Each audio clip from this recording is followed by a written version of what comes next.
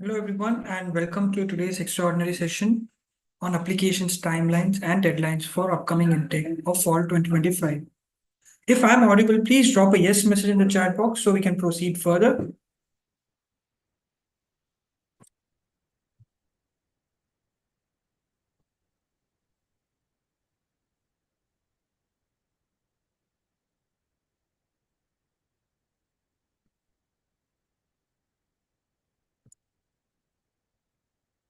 Okay, yeah.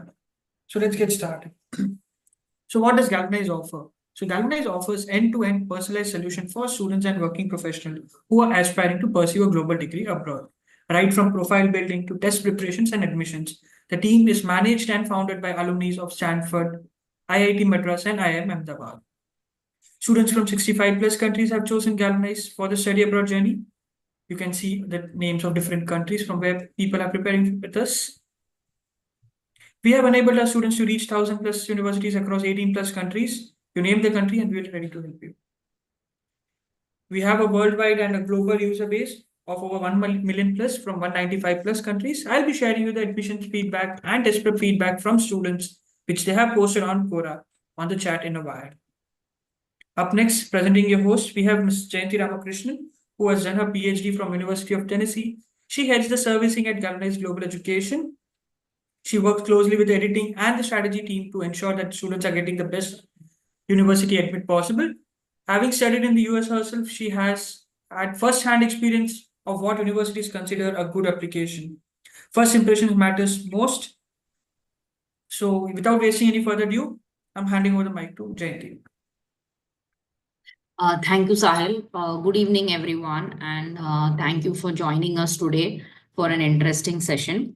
Let me go ahead and share my screen.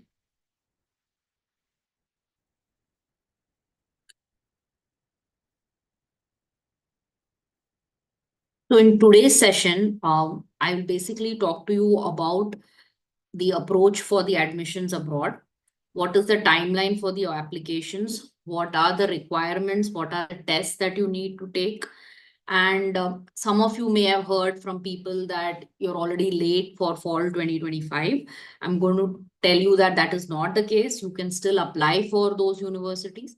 So I'll tell you which ones are open and how to go about it. So I'm assuming that since all of you have taken the time to join here in our session today, that you're still interested in going abroad and you want to know the process. So let's go ahead and start with the process. So first thing, I'm sure all of you have heard that universities have a holistic approach when they choose their students and so on. So let's actually talk about what does this mean by a holistic approach. Okay. So first things first, very different from how the education system in India is, where you are given admission based on only your academics or the result of an entrance exam that you have to write to get into a particular college. All the universities abroad take a very different approach. They just don't want their candidates to be one dimensional and have only great grades. They also want them to have many other things along with good grades.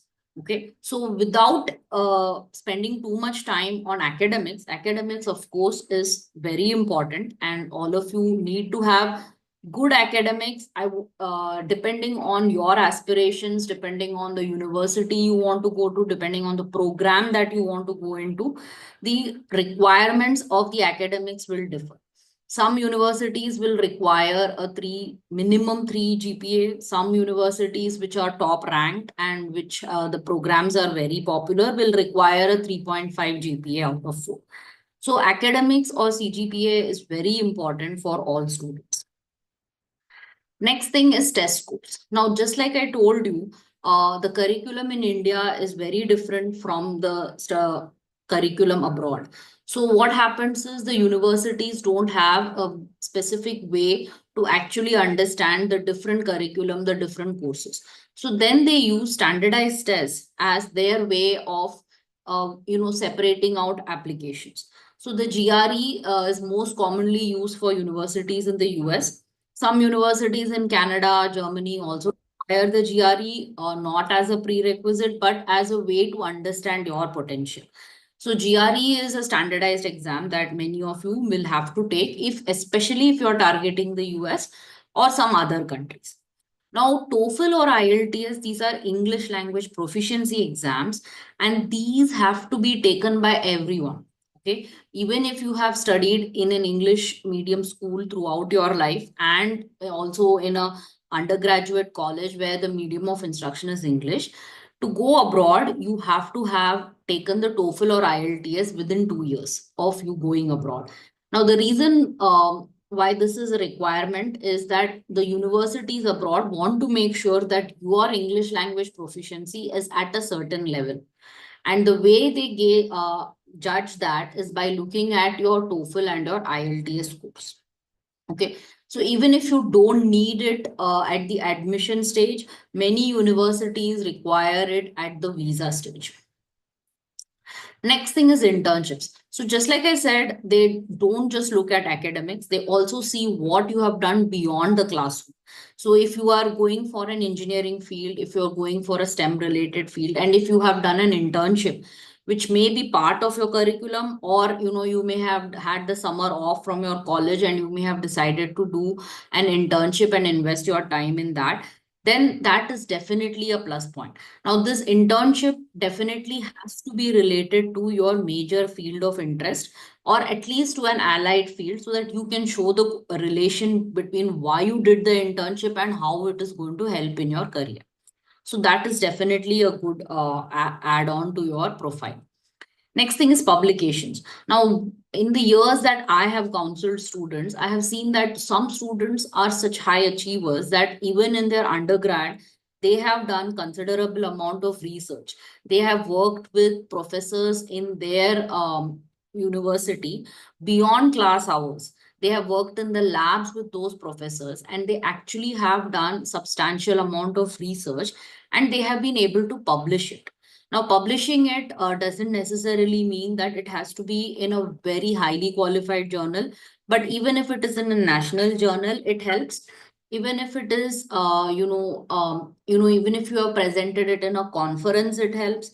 So those are the kind of things that are counted for in publications. So you should definitely see if you are, still, if you have some time, you have a if you are currently in your fourth year, you may not have that much of time.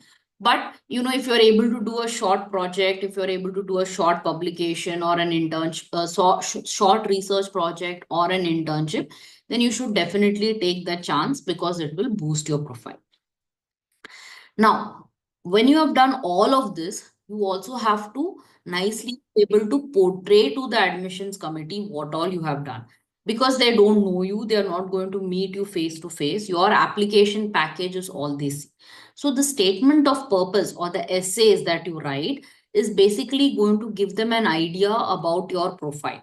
So it is very important that you are able to draft good essays. You're able to make the admissions committee see your side of the story, understand your motivation, understand your short-term goals, your long-term goals, and see that you are going to be a great addition to the program in their university. So that is achieved by the statement of purpose or the essays. Last but not the least are the letters of recommendations. Now, here again, because the admissions committee has never worked with you, because they don't know you, they are looking for someone to vouch about your profile. And they won't, they will require that kind of support or, recommendation from somebody who has worked with you on a professional basis. So this could be a professor in your university. It could be a professor with whom you have taken classes and you have done really well in their class. Or it could be someone with you're doing some kind of a project. So, it could be any of those people who can say that, yes, this is a good candidate. He or she will be a great addition to your program, and they will be able to list out reasons. They will be able to list out examples of when they have worked with you and how you have shown that you are a great candidate to work with and you have the potential. That is when they will be able to recommend you to a master's or a PhD program in a university. It could also be if you have done an internship, it could also be your internship manager. If you are a working professional, it could be your manager from work. If you have publications, it could be one of the other co-authors in your field. So these are the kind of options. Definitely, you should have one or two academic letters of recommendation, from professors who have taught you the courses. Okay. Now, having understood what you need to have, now something that is very important that you have to think about is what are the factors that you should consider while choosing a university. Okay. So I'm going to list out 6 factors that are there here. They are not necessarily all the factors. There may be certain cases where you have to look a little bit more, or if you're not able to do that, then definitely get help from a counselor like Galvanize, where we are able to understand your profile and give you suggestions. Now, what are the main factors that you need to consider? First is a field of interest.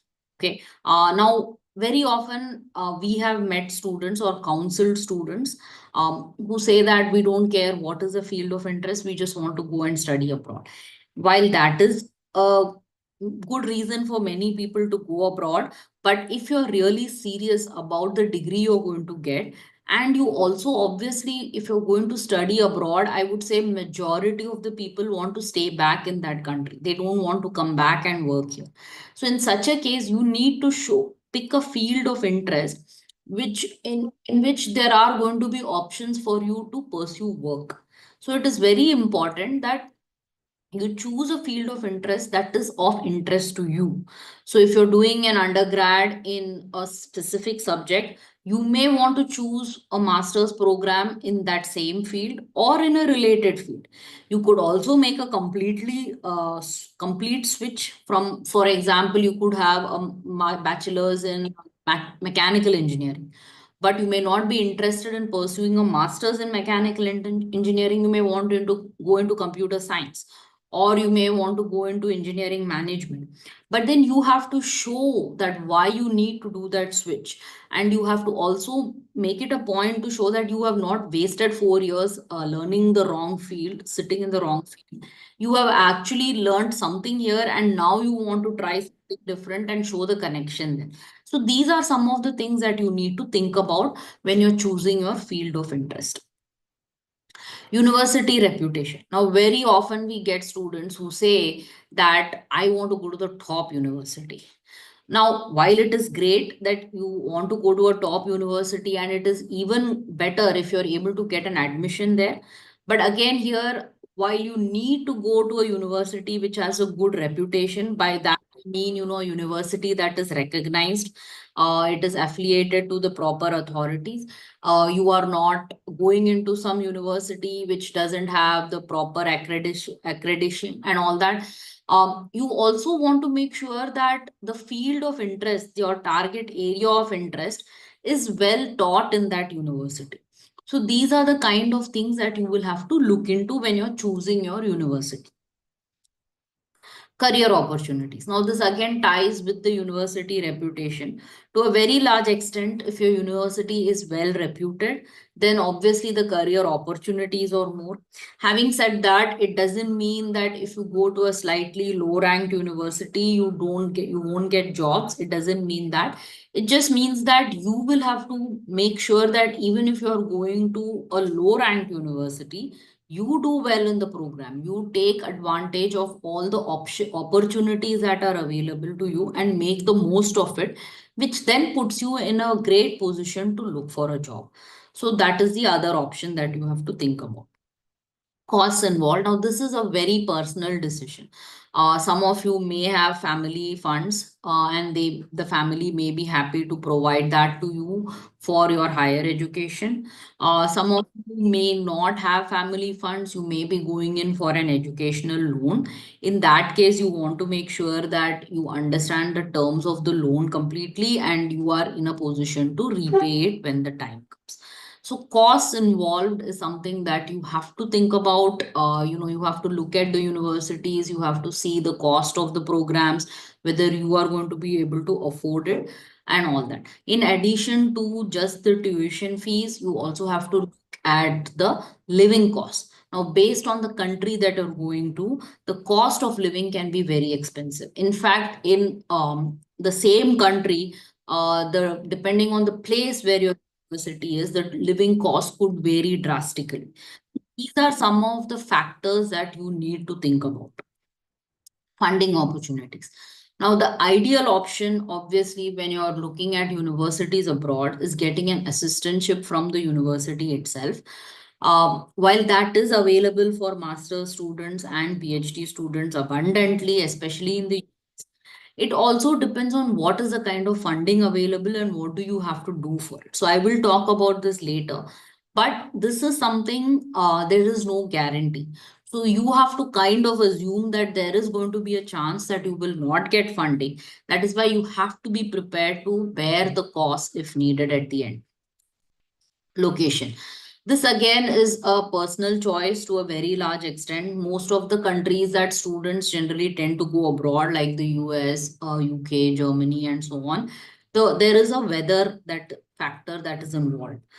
We do have students who come and tell us that they don't want to go to cold places. In such a case, we have to narrow down the universities that we shortlist for them.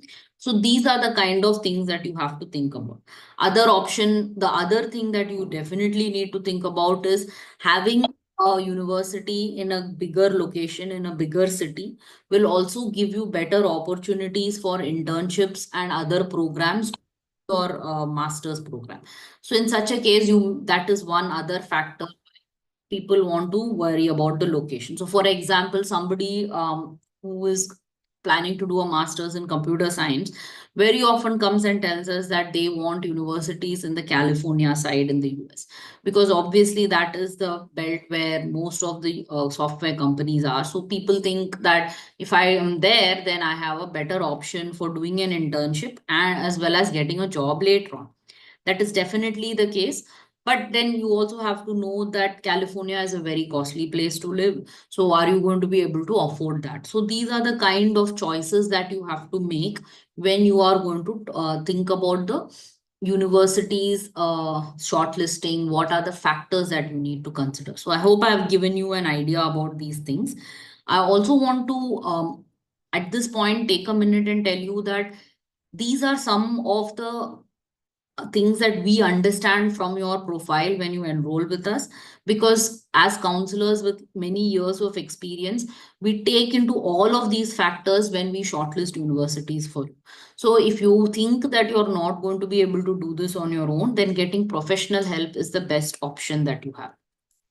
Okay, now let's talk about the timeline for the process. Now, what I've given you here is the ideal timeline. Okay, this is when you have about 1 to 1.5 years to plan your you have decided, say you're in your third year of your engineering or your third year of your undergraduate program, and you have decided that after 4 years, I'm going to go for my master's abroad. Then this is the ideal timeline for you. So you will start your profile building as early as possible. You will do your GRE studies, 1 year before the program itself, starting in your second or third year.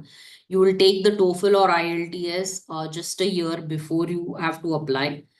Then when you're ready to apply, say for example, you're applying the fall intake of next year, then you need to start writing your essays around the August or October months of the previous year, because generally the universities have deadlines beginning in the month of November.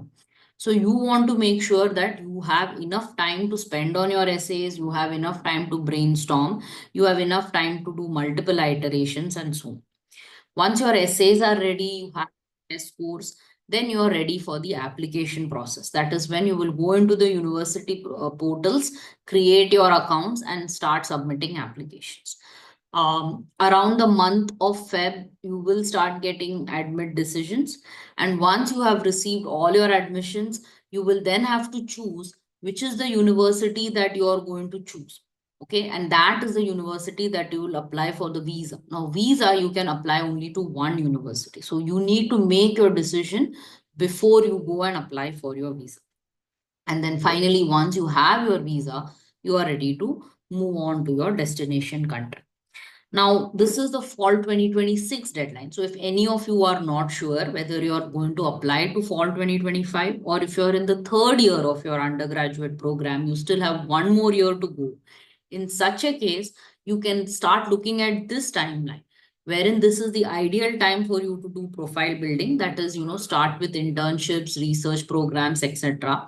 Start preparing for your GRE. A GRE is valid, the GRE score is valid for 5 years. So it's definitely helps if you're able to take it, right at the beginning, finish it off, and then not worry about it. Because everything else that you do can then focus on building your profile. Take your TOEFL IELTS just before you start doing the applications, because that is valid only for 2 years. And most of the universities these days require that your TOEFL or IELTS scores are valid at least 6 months after you reach the university. So you don't want to take it too early. Okay. Then around the months of August to October, you start your application process and finish it off by the months of Jan or Feb of the next year. Okay, depending on which universities you want to apply, how many universities we want to apply, the programs and their deadlines. Okay. Now let's quickly talk a little bit about the GRE, IELTS and TOEFL. So I've given you a brief introduction already. So I'm going to quickly go through the slide. Here is the duration of the test. Like I told you, the validity of the test. GRE is valid for 5 years. IELTS and TOEFL is valid for 2 years. In GRE, you're going to be tested on your quant, verbal, and analytical writing capabilities. For IELTS and TOEFL, you're going to have 4 sections: listening, reading, speaking, and writing. Okay. Okay, let's talk about the other aspects of the application process a little bit, the statement of purpose and the LORs. So what is a statement of purpose? Many people also call it as the letter of motivation. Basically, it is a way for you to distinguish your application from the other candidates. Having said that, it is not specifically just a list of the things that you have mentioned in your resume, but it is going to elaborate the things that you have mentioned in your resume. While you can have an emotional angle in your SOP, it's not going to be a sob story. It shouldn't be a sob story. You can talk about a motivation. If you are, say, for example, you decided that you're going to work in, say, public health, because you noticed about the pollution around you and how it was affecting the health of somebody very close to you, and that is your motivation to go into public health or environmental engineering or something like that. Then you can definitely bring in that aspect in your SOP, because it shows a nice way as to what really motivated you to do this. Very often, famous quotes by people in your field, people in the specific fields, experts in the fields are used to get the attentions, to get the reader's attention. So those are the kind of things that you can include in your SOP. Okay. It is basically your voice to the admissions committee, because very often, most of the times, there are no interviews that are being taken before an admission is granted. Some top universities for specific programs do require that you give an interview. They do schedule an interview, or they ask you to submit a video essay, but that is not very common. So you want to make sure that your SOP tells your story very nicely. At that same time, it cannot be a very long SOP, because the admissions committee goes through thousands of applications in a day, and they are not going to have the time to read a very long SOP. So you ideally want to keep your SOP, about 1 to 1.5 pages. In fact, many universities have specific requirements, and you cannot say that, oh, they have asked for 1 page, but I'm going to submit 1.5 pages. It's okay. No, you have to stick to the requirements. Also, it is very important that you customize your SOP for every university that you apply. You cannot use the same copy paste SOP for every university. You need to go into the university program's website. You need to do the research. You need to understand which professors are working on a specific topic. And if you are going to be interested in that topic, then you need to highlight that in your SOP. If you're going for not for a non-research master's, then you definitely need to look at the courses that are offered by your target department and say why you are interested in those courses. How are those courses going to help in the advancement of your career and so on. So this kind of work, and this has to be done by the student because you are the one who knows your area of interest. So it's very important that you do this, spend a little bit of time and do this kind of research, because that then builds your confidence in writing the essay. Okay. So it is very important that all of you do this kind of research before you actually submit an application. Um, one thing that I do want to say is many students often ask us, why do I have to do the research? The curriculum or the way, the method of education abroad is very different from India. So you will need to do research, you will need to go into libraries, open up different books from your area of expertise or research online on various topics. It's not going to be a straightforward question answer exam. So it is important that you bring in that ability to do research from now on, so that you are not in for a big shock when you go into the university over there. Okay. We also ask students when they write the SOP to do a SWOT analysis. So it underline, you do an analysis of your strengths, weakness, opportunities, threats, and so on, so that you are able to highlight those things very nicely in your SOP. Okay. So what we do here at Galvanize is we take your inputs for the SOP. We do ask that you give initial inputs because you know yourself the best, and we will help you in editing and drafting the SOP later. So it's very important that whatever is written in your SOP is something that is genuine to you, and it has to, the initial inputs have to come from you. I also want to, if any of you are doing this process on your own, please do not use ChatGPT. Please do not use the AI tools that are available. While all of those are available extensively and there are many people using it, it is not going to, sound the same coming from that tool as opposed to somebody writing it out like you. Okay. So please, I just want to leave that message with you guys. Letters of recommendation, I already talked about this quite in detail at the beginning. Again, you want to get this statement, this letter from somebody who knows you well professionally, or who has taught you a subject that is related to the course you are applying for. Now, I have put signed statement here. What that means is you basically, it doesn't necessarily have to be signed. It depends on the university that you're applying to. Some universities still require you to send hard copies of the letters of recommendation, in which case it has to be on the letterhead of the university. But many universities, what they do now is when you fill out your application, you give the official email ID of your recommender, and they get an email saying that this person has asked you to be a recommender. They then log into that given link and they get access to your application and they submit the letter of recommendation. So that's how it works in many of the universities. I also want to point out that it is okay for the recommender to list your negative qualities in the letter of recommendation. It doesn't mean that the application is going to go against you.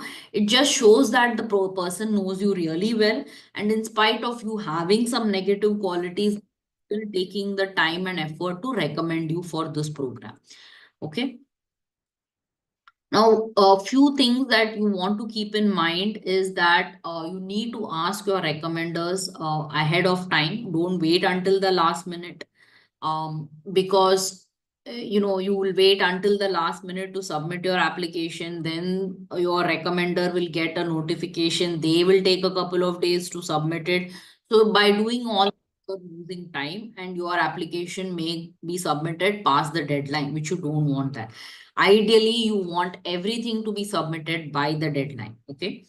Waive your right to see the LORs. Basically, you are saying that many recommenders don't show the students the letters of recommendation before they submit it. And you need to waive your right, because if you don't waive, then the recommenders may not be ready to give you a letters of recommendation either. Okay. So I've listed the process here. You can take a look at it. And once you have submitted your application, it is important that you go and check if your recommenders have actually submitted the LOR. Because if they haven't, then you need to go and find them. And that's why it is important that you don't wait until the last minute. So if your deadline is 15th of December, you should have already submitted your application by this time. And you should be able to check whether your recommender has submitted their recommendation or not. Okay. Now, how do we help the students? So just like I told you, once you enroll with us, we understand your profile. We do a very detailed analysis. You know, those 6 factors that I showed you at the beginning, we will be asking you a lot of questions about that.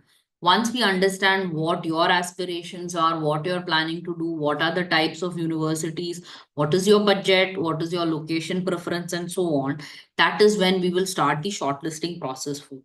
Now, the shortlisting process is done where we will provide a list of universities along with the likelihood. That is, we will tell you in this university what are the chances of you getting an admit. Now, by doing that, we are able to guide you, very well, saying that okay, these are your ambitious universities, so maybe you apply to 1 or 2 of them.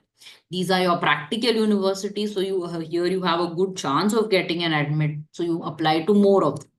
We also recommend safe universities because many students, no matter what, they want to go abroad. So in that case, we recommend that you apply to some safe university so that you are guaranteed an admit. Now, the documentation process, like I told you, we help you out with the editing of the SOPs, the letters of recommendation, the resumes, and also specific essays. Nowadays, universities are asking for a lot of essays with every application. You have a research statement, you have a diversity essay, you have a scholarship essay. So, all of that we will be able to guide you. Once you have decided where you're going to join university, then we will also help you with the visa process. If you're looking for educational loans, then we have tie-ups with partners who will guide you on that process. And then finally, we also have some pre-departure services which we will be able to help you out. Now, let's look at the more interesting part of the session, wherein I'm going to talk about the universities that are still open for you and you can apply to those universities. Okay. So let's talk about USA first. That is one of the most popular destinations among students. Now, these are some of the universities that still have application deadlines open. So if you are targeting for the next fall, then this is you, and if you are okay with these universities, then this is definitely the time to decide and start applying. Now, even though I have listed the universities here, I do want to add a line of caution here. It doesn't mean that all of these universities are available for all the programs in that universities. What you have to understand is, in every university, certain programs are more popular than the other programs. So obviously, the popular programs are going to have earlier deadlines and they may be done, but it's not necessary that all of them are going to, I'm not saying that the deadlines that are available are for the unpopular programs, but particular university may not be very highly ranked for that particular program. Okay. So for example, let's take Johns Hopkins. Hopkins University is known for its biomedical engineering program. It's the #1 program in the US. Now, the biomedical engineering program deadline is probably over, but they do have other programs like data science and so on, wherein the program is still very good, the university is still very good, but they don't have as many enrollments. In such cases, they keep the deadlines available for a longer time. So you can always look at it this way. If you have an average profile, then still going into a good university is definitely an option for you. Okay, so these are some of the universities in the US that are still open. I also want to, along with the university names, at the same time, I also want to show some case studies of students that we have helped. So Tejas was from Bangalore. He had finished his architecture bachelor's. Now, if you see his profile, he has a very average GPA, but he has a good GRE score and he has a good IELTS score. In addition to that, he has done some internships related to architecture. So he was able to get an admit at NJIT for a master's in architecture. I have Ananya from Chennai. Very low GPA, but a good IELTS score. She had also done her Bachelor's of Commerce in distance learning, but she had excellent internship programs. She had done a lot of extra work, which helped her get into Pace University for accounting, data analytics, and technologies. Nagraj has a bachelor's in mechanical engineering, but he was interested in doing something different and decided to go for a master's program in interactive design and game development. Again, if you see, his percentage is quite low, but because of the niche program that he chose and because he was able to show during his application via portfolios and essays that he has an interest in this kind of a program, he was able to get into one of the good programs in the US. Okay. Abhishek has a bachelor's in information technology. Again, very good GPA, but low GRE score. And Abhishek has gone about, I would say, 3 years or 4 years ago, wherein GRE was still required. So even though his GRE score was low, he was able to get into the data science program at the University of Massachusetts Data Science, Dartmouth. Okay.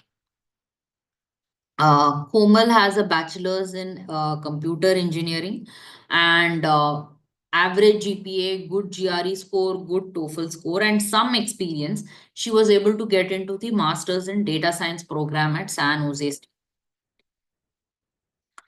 Hanish has a bachelor's in computer science and he went for his master's to the University of Texas, Arlington. Again, if you see his GPA is average, GRE is a low GRE score, but many of the universities have waived GRE or they have kept it as optional. So still taking the GRE is advised if you have the time, but otherwise there are options. Yashaswini is from BITS Villani, Dubai campus, computer science engineering, and went for a master's in business analytics at DePaul University. Varsha has a bachelor's in ECE and went for a master's in computer engineering at Illinois Tech. Again, low GRE, average GPA, and a good IELTS score. Okay. Pranav has a bachelor's in electrical engineering. You can see his profile details here. He's gone into a master's in electrical engineering at California State University, the Northridge campus. Gokul had a bachelor's in electrical engineering and went into Arizona State for a mechanical engineering. So he actually did a shift in major. Now, if you see the some of the internships that he has done, they are more catered towards mechanical engineering, which is why he decided to make the switch. Okay, Lakshmipati with the bachelor's in electrical engineering decided to go into cybersecurity. Again, he had some programming knowledge. He had done some courses related to cybersecurity and was able to highlight that in his essays. Okay, now let's look at UK universities. These are some of the UK universities that are available for admission still for the next year. Now, the reason I haven't added a deadline here is because these universities take applications until their space is filled. So the rule of thumb is that you apply as soon as you can, because once the space or the number of seats that they have available for a particular program is filled up, then they don't take students anymore. So you want to make sure that you apply as soon as possible. So similarly, many of the UK universities, that is the case, that they don't have a deadline. Even if you have a deadline, it is always recommended that you apply as soon as possible. Okay, so I hope that is clear. Some case studies here. I have Swati Tapa, again, bachelor's in ECE, and has gone for her master's in big data science at the Queen Mary University of London. Now, UK, generally GRE is not required. If students have a low GPA, we recommend that they take the GRE because it then shows that you have the ability to study for a standardized test and you're able to get a good score there. Also, very often when students come to us, they have two countries in mind. They have not decided which country they want to go to. So many of them come with US as one of their options. So in which case they end up taking the GRE anyway. And then if they are applying to other universities in other countries which don't require the GRE, they can still send their GRE score to show that they have done well in the GRE. So Priyanka has an excellent profile, very good GRE score, and she has gone into Imperial College London for an advanced material science and engineering program.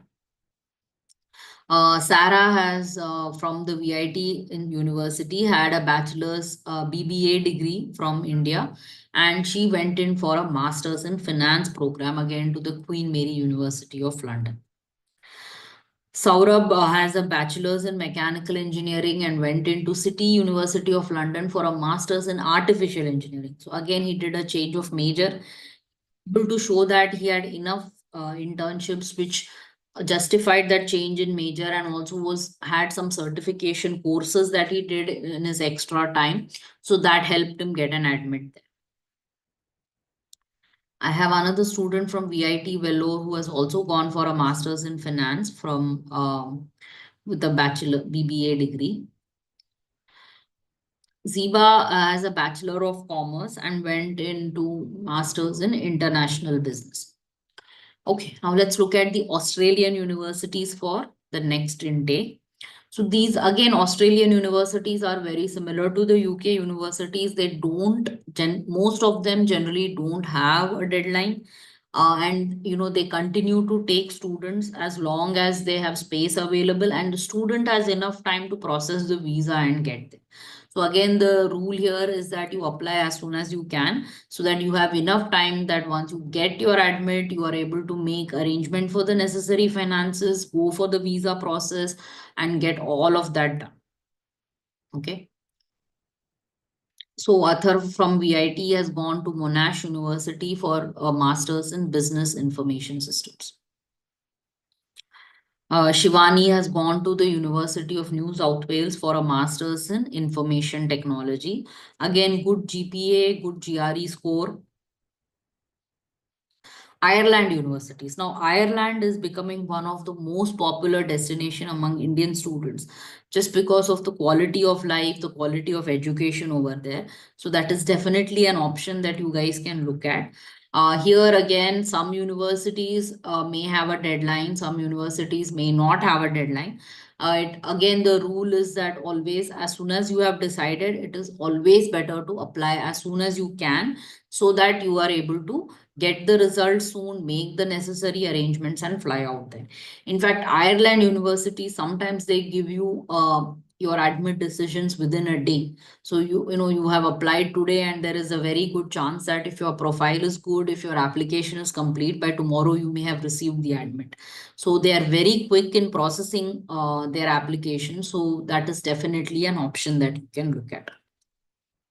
Okay. So Manoj degree in electronics and telecommunication. He went to TU Dublin for a master's in computer science. Kanak had a bachelor's in electronic and telecommunications, went into Maynooth University for a master's in data science and analytics.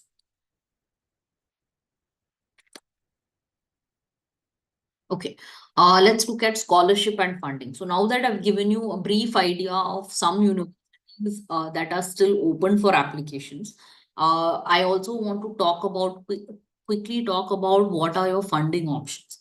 The reason why I'm specifically talking about this is because this is a very important factor that all of you should consider when you are thinking about studying abroad. Okay.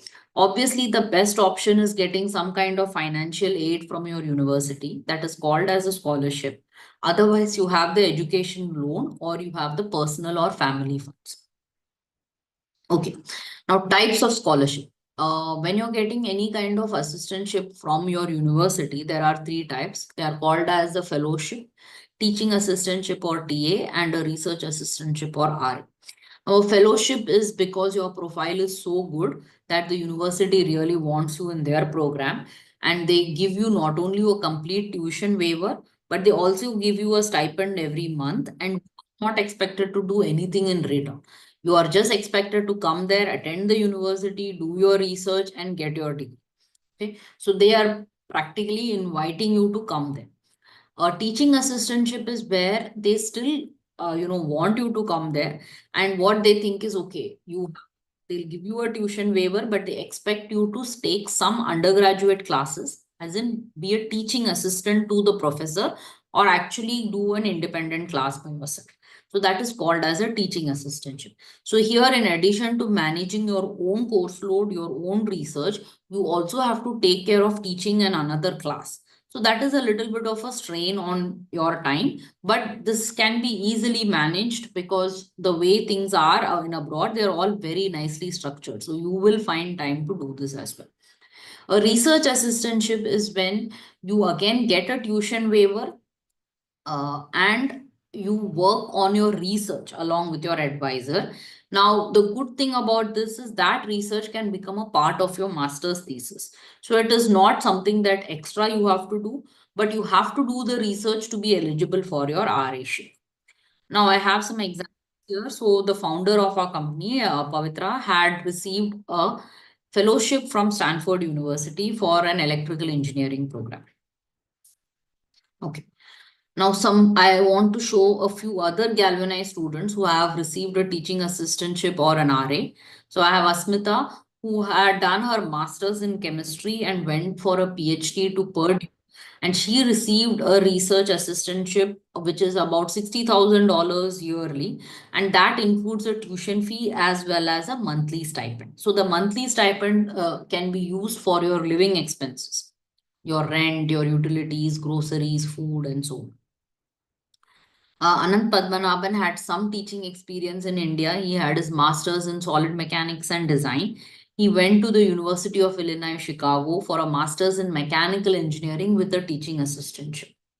The teaching assistantship, like I said, involves a tuition waiver as well as a monthly stipend. Tazim is from Bangladesh. He had a master's in industrial and production engineering.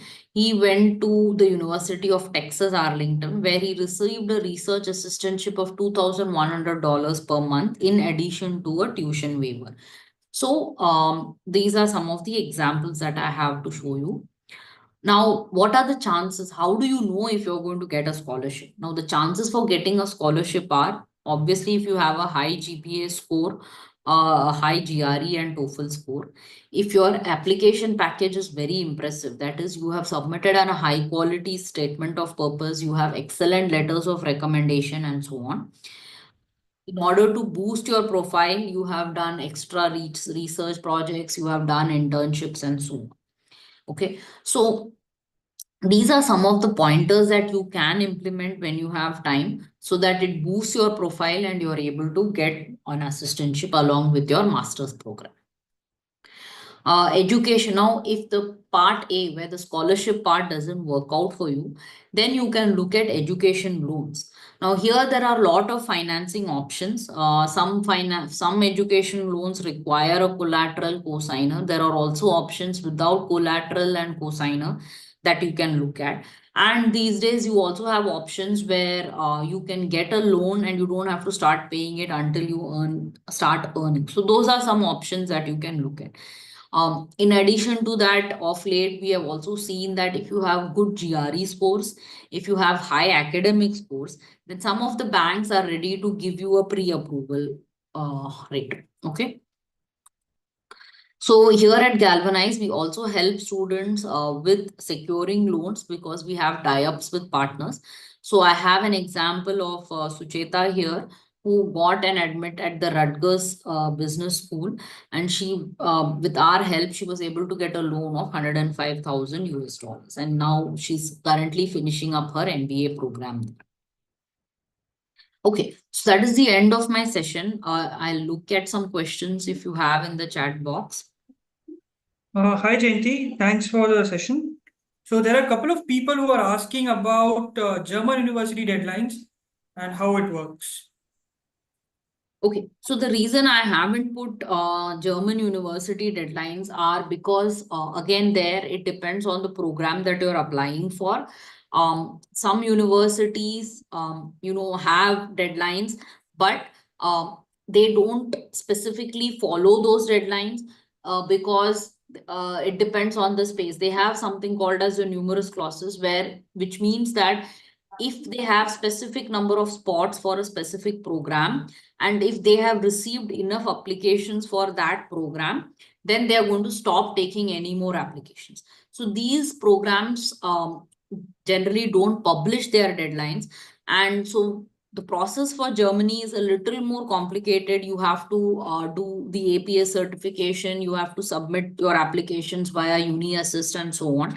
So that takes a little bit of time. So having said that, I'm not saying that Germany applications are closed right now for next year. All I'm saying is that I can't give you a specific deadline right now, but you can enroll still and start the process right away. Okay. Any other questions, Sai? No, Jayanthy. So like there were 3 people asking about same German university. Okay. Okay, right. So guys, I have posted the profile evaluation link on the chat box. I request everyone to fill up the profile evaluation form and get in touch with our top admission counselors who will help you to get the best admit possible. So I'll be reposting it again. So there is a question which has come in from Alfred Bangara. Like, what's the recommended GRE score? Okay. So again, it depends on your program. If you're going for a STEM program, I would say that anything above a 330 is excellent. So out of 340, a 330 score is excellent. Now the quant and verbal has 2 sections, 170 and 170. If you're going for a STEM program, ideally you want to make sure that in the quant section, you at least get above 160. And verbal, generally a minimum score is, expected is at least a 150. Anything above 150 is good, is considered good for international students. So that doesn't mean I'm not, see, many universities have waived the GRE. So again, depending on your program that you are going for, it may be okay to get a lower score also, or you may not even have to take it. But if you're taking it, it definitely boosts your profile, and it also increases the universities that you can apply to. So that is the general recommended score. So there's one more question, like any tips for refused ones? You mean rejected admissions or visa refused? Admissions, I guess. Yeah. Visa. Okay. Sorry, it's visa. Okay, visa. So if your visa has been refused, and I'm assuming it's a US visa, I don't know. But if you're being refused a visa, then you need to go back and check as to what was the reason for the refusal. Okay. One thing could be just that you didn't have all your documents in place, and that could have caused the refusal. So in which case, you definitely want to make sure that if you go back for a visa again, you make sure that all your documents are in place. If your documents were all in place and you still got a refusal, then you have to look at the reputation of your university. Sometimes if you go to very low ranked universities, they are known to have higher visa refusal rates. So that is again a problem that you have to look at. So in such a case, it may be better that you reapply to universities, go to a better ranked university, and then go back for your visa again. So these are the 2 possible reasons. If you really need to, understand, then I think you'll have to connect with one of us separately then we can give you better pointed answers. There's one more question from Solomon, like what is the minimum IELTS score for USA admissions? So minimum IELTS score is definitely a 6 in overall 6 band, and I think no band should be less than 6. Some universities also require a 6.5. So you have to check every program that you're applying to as to what their requirement is. But if you have got anything less than a 6, then it is better that you retake it.